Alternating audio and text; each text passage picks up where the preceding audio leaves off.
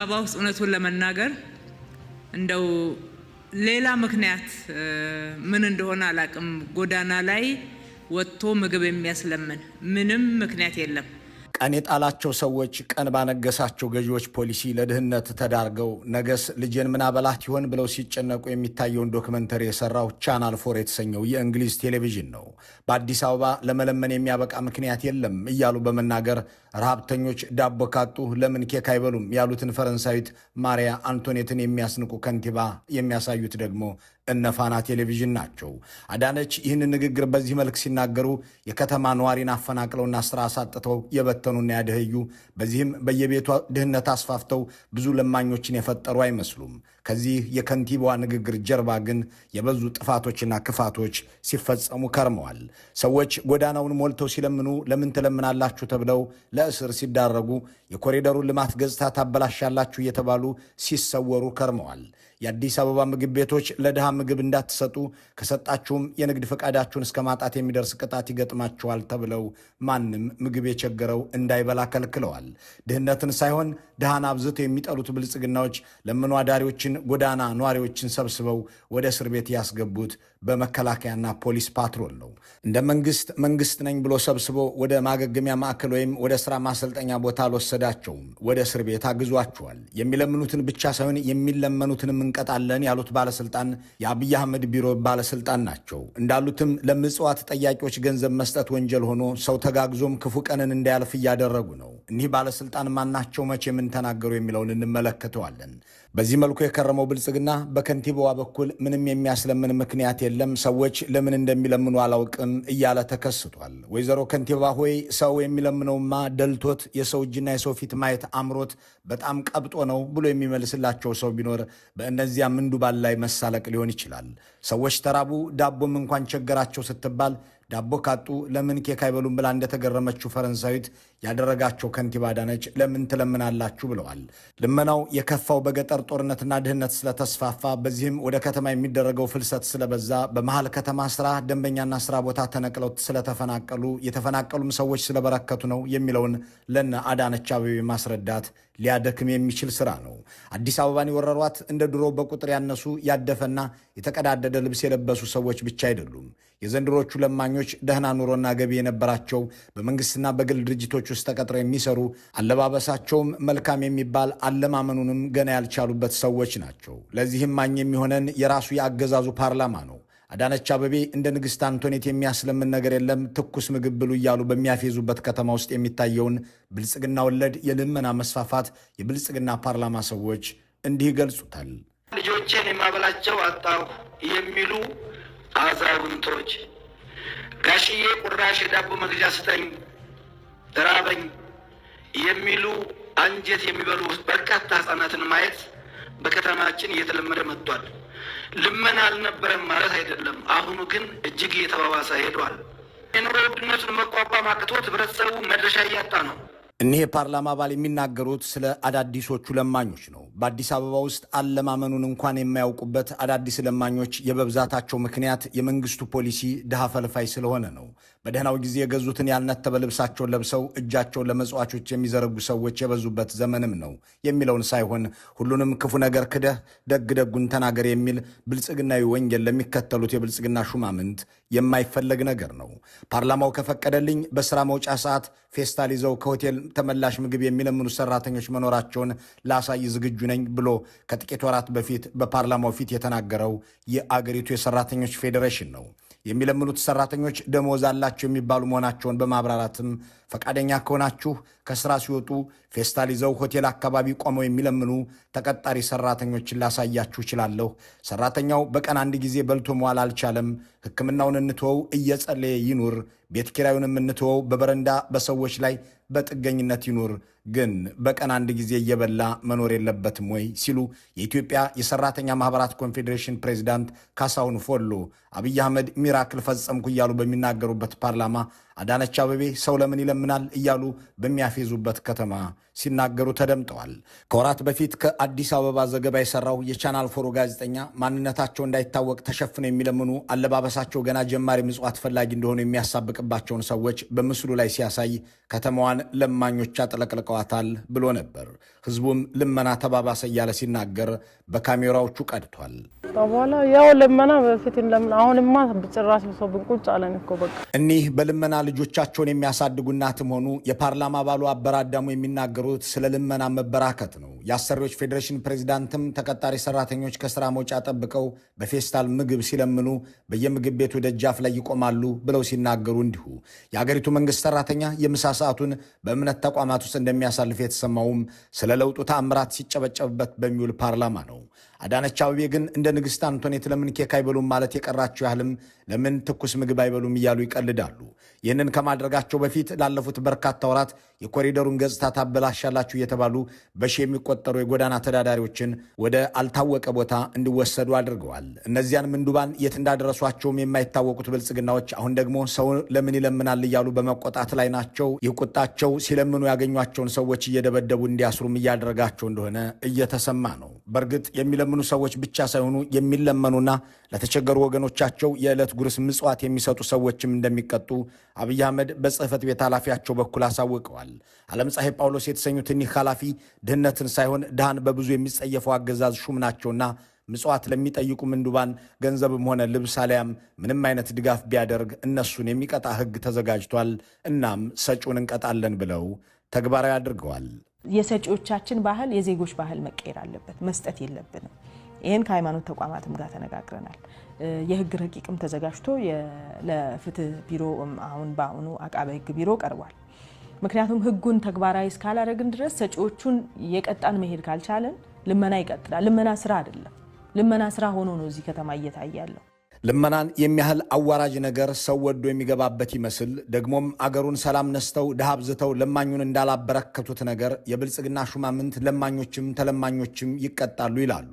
እናም ቅጣቱ ተጀምሯልና እና ዓለም ፀሐይ ጳውሎስ ያደህዩት ሰራተኛ ለልመና ተሰማርቶ ፌስታል ይዞ በምግብ ቤት ታዛ ላይ ቢገኝና ያ ምግብ ቤት ምጽዋቱን ቢሰጠው ያ ምግብ ቤት እስከ መታሸግ የሚደርስ ቅጣትን ይከናነባል።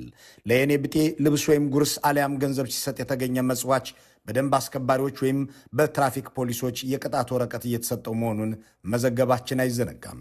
መንግስትም ለድሃ ለምን ምጽዋት ሰጣችሁ ብሎ ዜጎችን ከቀጣ በኋላ ዓመቱ መጨረሻ ላይ ከቅጣት ግማሽ ቢሊዮን ብር ሰበሰቡ ብሎ ሪፖርት ያደርጋል። ፓርላማው በምግብ ቤቶች ደጃፍ ላይ ፌስታል ይዘው የሚሰለፉ ምጽዋት ፈላጊ ሰራተኞች እንዳሉ ሲናገርና አዳነች አቤቤ ለምን ትኩስ ምግብ አይበሉም እያሉ ሲዘባበቱ፣ ዓለም ፀሐይ ሰዎቹን እንቀጣለን እያሉ ሲዝቱ፣ ምግብ ለተራቡ ሰዎች የሚሰጡ ሬስቶራንቶችና ሆቴሎች ቅጣት እንዲጣልባቸው ወስነዋልና እየተቀጡ ነው። ከጣቢያችን ጋር ቆይታ ያደረገ በአዲስ አበባ ውስጥ የልዩ ልዩ ቅርንጫፎች ባለቤት በሆነ አንድ ሬስቶራንት ውስጥ በስራ አስኪያጅነት የሚሰራ አንድ ኃላፊ ባለፈው 1 ዓመትና ከዚያ በላይ በተለየ ሁኔታ ከምግብ ቤታችን ውስጥ የደንበኞቻችንን ትራፊ ሊለምኑ ወይም በዝቅተኛ ዋጋ ገዝተው ለመውሰድ የሚመጡ የመንግስት ሰራተኛና የተለያዩ የድርጅት ተቀጣሪዎች በዝተዋል ይልና ይሁን እንጂ ምግብ ከሰጠን እንደምንቀጣ ስለተነገረን መድፋት ጀምረናል እንጂ ለነሱ አንሰጥም ሲል ይናገራል። ብዙ ስራ ያላቸው የመንግስት ተቀጣሪዎች፣ የባንክ ተቀጣሪዎች፣ ሾፌሮች፣ ሌሎችም በርካታ ሰዎች በየቀኑ ማታ ማታ ወደ ቤታቸው ሲሄዱ በፌስታል አስረው ገዝተው ነው ይዘው የሚሄዱትና ያለውን የኢኮኖሚ አቅም ይታያል። እንግዲህ ኢትዮጵያ ውስጥ ያለው የገንዘብ የመግዛት አቅም መዳከም ከዚህ ጋር ተያይዞ ብዙ ሰዎች በዚህ ጥገኛ ሆነው ነው የሚኖሩትና መንግስት ምን እንዳሰበ አይታወቅም። ግን ይሄንን በአጠቃላይ ለውጭ አካል እንዳይሰጥ ተብሏል። አዎ ብልጽግና ከልክሏል። አገዛዙ ያስራባቸው ድሃዎች ያደህያቸው ሰዎች በየሆቴሎች ደጃፍ ትራፊ ምግብ እየተማጸኑ ወይም በዝቅተኛ ዋጋ እየገዙ መሆኑን ሲመለከት የትኛውም ምግብ ቤትና ሆቴል ለድሃዎች ምግብ እንዳይሰጥና እንዳይሸጥ ሕግ አውጥቷል። ሰው በልቶ ሲያድር ሰውም ሰላም ውሎ ሲገባ የሚበሳጨው አገዛዝ የምትሰጡ ወዮላችሁ ባለው መሰረት በአዲስ አበባ ከተማ መስተዳድር በአዳነች አቤቤ በኩል ሕግ አውጥቶ ለእያንዳንዱ ምግብ ቤት አስተላልፏል። ምግብ ለድሃ የሰጠ የትኛውም ሆቴልና ሬስቶራንት ከ50 ሺህ እስከ 300 ሺህ ብር ድረስም ይቀጣል። ስራ አስኪያጁ ትራፊ ምግቦች ለድሃ የምትሰጡ ከሆነ እንቀጣችኋለን፣ ቅጣቱም እስከ ንግድ ፍቃድ መንጠቅ ይደርሳል ከተባልን በኋላ ምግብ አረቀን እየደፋን ነው ብለዋል። በስተንግዶ ጋር በተያያዘ ምግብ አቅርቦት ላይ ለሚሰሩ ድርጅቶች ከከተማ አስተዳደሩ ደብዳቤ መጥቷል። የሚለው ምንድነው? ቀጥታ ከዚህ በፊት ስናደርግ የነበረው የትርፍ በተለምዶ ቡሌ እየተባለ የሚጠራው የትርፍ ምግብ ለማንኛውም ለውጭ አካል ተላልፎ እንዳይሰጥ ይልቁንስ እንዲደፋ እንዲወገድ የሚል መመሪያ ነው የተሰጠው። ድሃ በልቶ አይደር የሚለው መንግስታዊ መንፈስ ድህነትን ሳይሆን ድሃን አብዝቶ የሚጸየፍ አገዛዝ ባለበት ሀገር የሚሰማው ለምን ትኩስ ምግብ አይበሉም የሚሉ ከንቲባ ብቻ ሳይሆኑ እንዲህ ያሉ ጉዶችም ናቸው።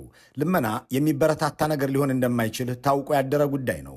መንግስታት ልመናን ለማስቀረት የሚያስችላቸውን ፖሊሲ ቀርጸው አምራቹን የህብረተሰብ ክፍልም ጉልበቱን የሚጠቀምበትን ስልት ይነድፋሉ። አማራጮችን አቅርበው የሥራ ዕድሎችን ፈጥረው ዜጎች የገቢ ምንጫቸውን የሚያሳድጉባቸውን ስልቶች አስተዋውቀው ሰላም አስፍነው ከገጠር ወደ ከተማ የሚደረግን ፍልሰት ለማስቆም የሚያስችል ኢንዱስትሪና የገጠር የማምረቻ ስልት አዘጋጅተው ልመናን የማያበረታቱ መመሪያዎችንና ህጎችን ቢያወጡ የሚጠበቅ ነው የሚሉ አስተያየት ሰጪ፣ የብልጽግናው መንግስት ግን የራሱን መንግስት ሰራተኞች ጭምር አደህይቶ ለልመና ዳርጎ ሲያበቃ ጦርነት ፈጥሮ ዜጎች ወደ ከተማ እንዲሰደዱ አድርጎ እያለ ድህነትን ወንጀል የሚያደርግ ለጋሾችን የሚቀጣ ደንብ አስከባሪ ማሰማራቱን ጭካኔ ሲሉ ይገልጹታል።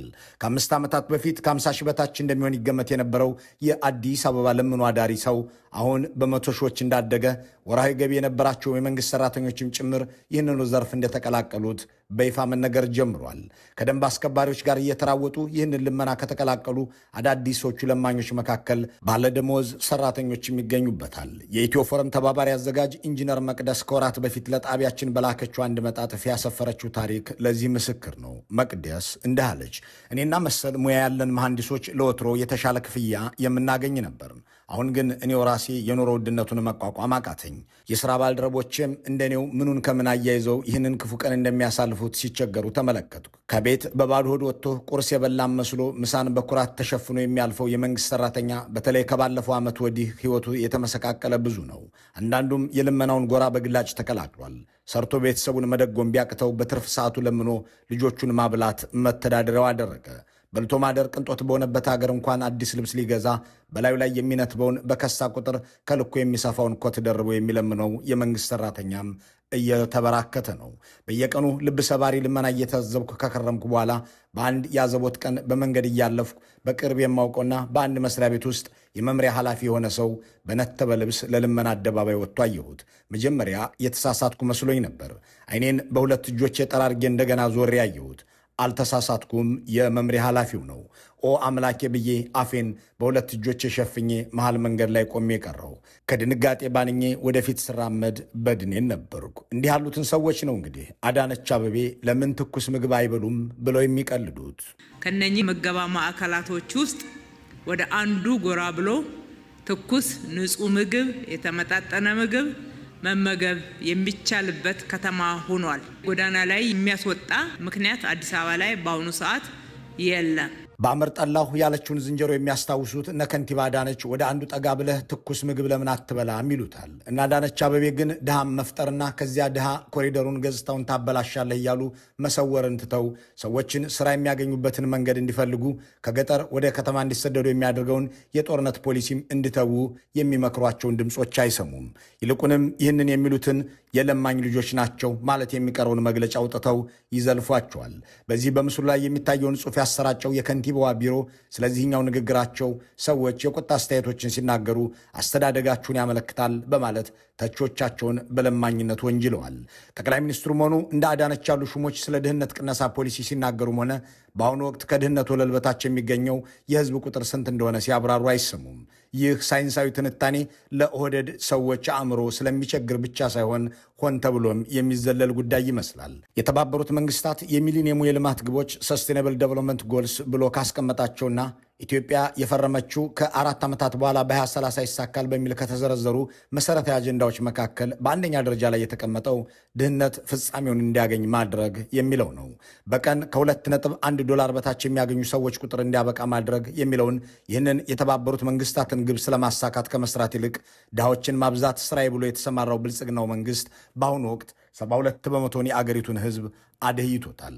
ይህ በምስሉ ላይ የሚታየው የተባበሩት መንግስታት ድርጅት ሰነድ ባሳለፍነው የፈረንጆች ዓመት ኢትዮጵያ ከአጠቃላይ ህዝቧ 72 ሚሊዮኑን በማደህየት ከዓለም አንደኛ መሆኗን ያሳያል። ይህ ደግሞ 86 ሚሊዮን ኢትዮጵያዊ ማለት ነው። ይህ ሁሉ አቀፍ ድህነት መብላት አለመቻል፣ መታረዝና መኖሪያ ቤት አለማግኘት ብቻ አይደለም። አለመማር፣ አለመታከምና መሰል ነገሮችን አለማድረግንም ጭምር ነው። እንዲህ ባለ መልኩ እንዲህ ባለ ህይወት ውስጥ የሚገኙ ነዋሪዎች ደግሞ ለልመና ከመዳረግ ውጪ አማራጭ የላቸውም።